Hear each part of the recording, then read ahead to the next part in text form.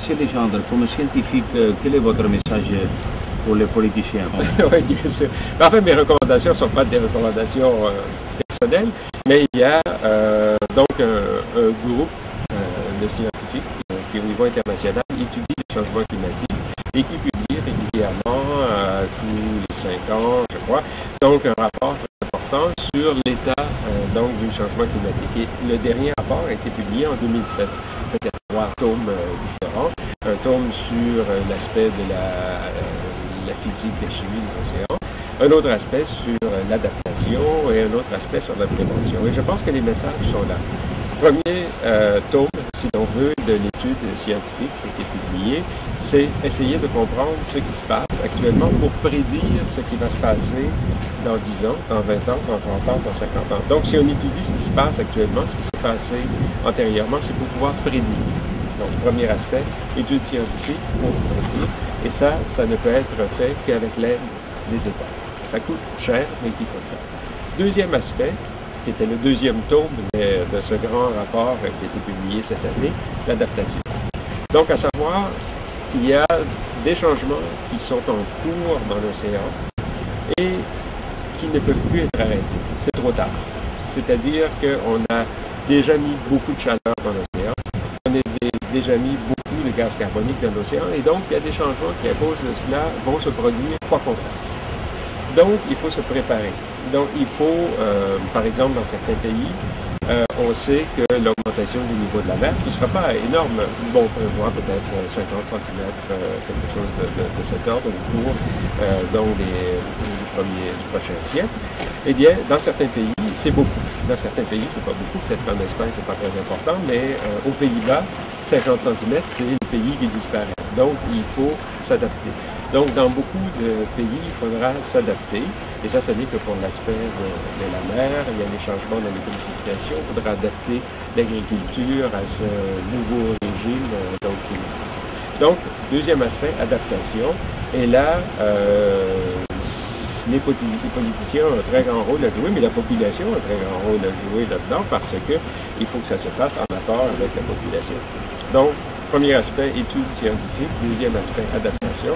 Troisième aspect, prévention, c'est-à-dire des actions qui visent à éviter ce qui peut être évité. Pour l'adaptation, c'est ce qui ne peut pas être évité.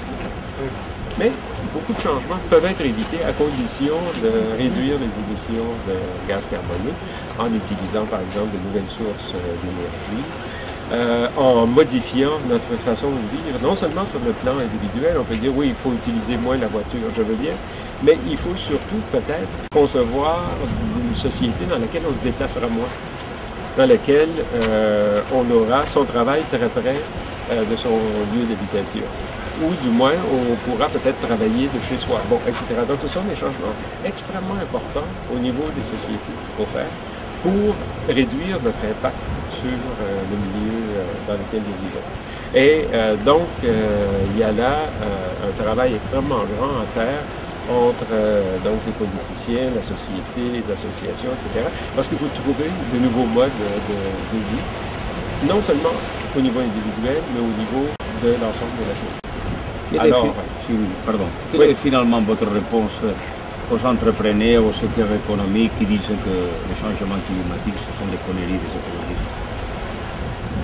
Non, le changement climatique, il se produit, donc on ne peut pas dire que c'est une connerie. Donc, je pense que lorsqu'on a ce genre de discours, c'est qu'on veut dire que dans le futur, il n'y aura peut-être pas de changement très, très important.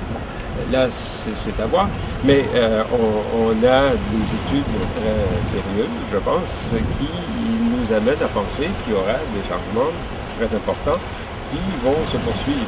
On a une très très grande probabilité que le milieu de notre planète est en train de changer. On peut constater effectivement des changements dans le climat. Il fait plus chaud aujourd'hui, il y a plus de phénomènes de tempête, bon, etc. Il y a plus de sécheresse, il y a plus d'événements extrêmes. C'est surtout ça le point important. Il y a des moments où il fait beaucoup plus chaud, des moments où il fait beaucoup plus froid qu'autrefois, et ça, c'est la réalité, on peut le constater. Alors donc, comment ça se produit? Ça se continuera dans le futur? On peut dire ça ne continuera pas. mais les scientifiques pensent que ça va se continuer. Et à partir de là, au niveau des entrepreneurs, si l'on veut, ben, je pense que les entrepreneurs intelligents, eux, au contraire, se disent le milieu est en train de changer, il faut que la société s'adapte. Et c'est d'ailleurs une occasion fantastique de développer de nouvelles technologies, de développer même de nouvelles entreprises, et pour adapter les sociétés.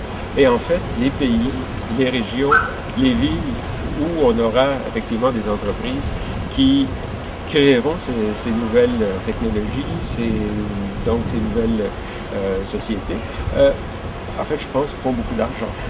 Donc, finalement, bon, ben, c'est la vie. Mais la négation de la réalité n'est jamais une solution. C'est pas une solution sur le plan individuel de dire non, je ne suis pas malade, je ne me soigne pas. Si on est malade, il faut se soigner. Ben, de la même façon, notre planète est malade et puis bon, il faut la soigner. Mais quand vous êtes malade et vous vous soignez, vous enrichissez les compagnies pharmaceutiques. Bon, mais de la même façon, on va toujours enrichir quelqu'un. Mais bon, c'est comme ça. Et je pense que c'est simplement un acte d'intelligence voilà, de constater la réalité des choses et puis d'agir en conséquence. Qu'est-ce que doivent faire les citoyens?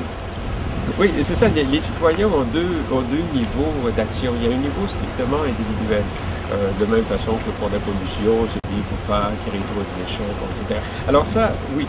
Donc il y a une action individuelle, essayer de réduire donc sa consommation, son impact sur le milieu, l'utilisation de moyens de transport qui demande beaucoup d'énergie. Ça, c'est un aspect important. Chaque individu a un rôle. Mais je pense que les individus, ensemble, ont un rôle beaucoup plus grand à jouer parce que c'est là où on peut développer de nouvelles solutions qui dépassent l'individu et qui vont au niveau de nouveaux modes de société. Et à ce moment-là, il est très très important que les individus agissent non seulement en tant qu'individus responsables, mais aussi en tant que citoyens responsables. Et en tant que citoyens, ça demande donc des discussions dans les quartiers, dans les associations, dans les villes, et donc progressivement amener des solutions générales qui forcément se traduisent en termes de lois éventuellement et donc vont amener des changements fondamentaux dans la société. Donc l'individu, je pense, le citoyen doit agir pour lui-même, par lui-même et aussi avec les autres. Merci, monsieur.